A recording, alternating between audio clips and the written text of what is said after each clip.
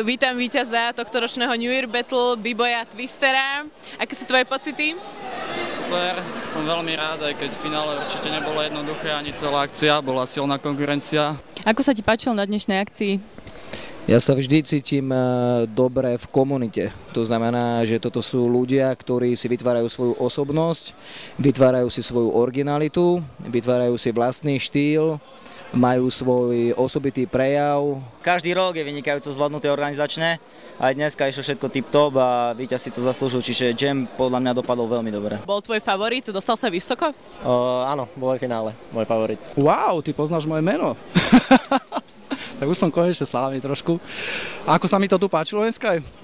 Perfektná energia, pre mňa česť, že vlastne som mohol rozhodovať takéto niečo. Nemal som vôbec favorita, lebo ja som sa snažil užívať každého tanečníka. Hlavne treba to robiť pre zábavu, nie proste pre víťazstvo, je to úplne zbytočné. Všetci boli favoriti, čiže bol môjim favoritom. Chcem podporovať b-boying aj naďalej a hlavne teda tú mládež. Som hľadal iba dobrú zábavu, takže keď sa mi niekto páči, som mu zatlieskal. Samozrejme sa mi páčil človek menom Prcek napríklad.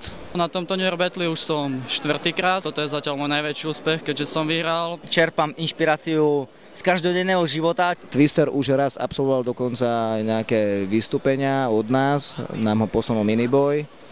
Takže Miniboy, ktorý je porodca dneska a posunul mi človeka ako je Twister, tak vedel, že prečo ho posunul, aby sa dostal napríklad aj na profi vystúpenia. Si to zaslúži, blahoželám. Pomaly sa približujeme, ale tam ešte dlhá cesta. B-boying určite úplne niekde inde, jak v 80 rokoch. V 80 rokoch sa vyvíjal, dostal sa do určitej fázy, potom bolo také hluché obdobie, čo sa týka b-boyingu, pretože ten hip-hop sa začal rozvíjať tanečne aj do iných štýlov. Bola to pre mňa obrovská radosť, keď som zistil, že som vo finále s mojim kamošom, s Fešakom, s ktorým vlastne trénujem každý deň. Je to vždycky dobrá príležitosť sa ukázať a nikdy nejde o to, aby niekto vyhral. Ide len o to, aby si tu ľudia prišli zatancovať hlavne. V finále sa mi zdalo trošku chalani, že boli už asi unavení, chýbali mi tam nejaké taký power moves, nejaká akrobatika. Určite nikdy nie je skoro. Ide o zábavu, ide o party, o to, ako to cítite.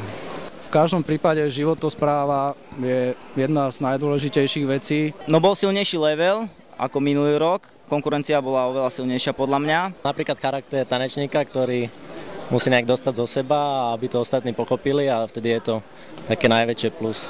Proste ja už sa nemám kam posunúť a keď, tak môžem posunúť tých mladých. Budem rád, keď teda príde čo najviac detí a bude o to najväčší záujem a budem sa môcť venovať tým deťom a posúvať ich niekam. Ďakujem. Ďakujem aj ja. Peace.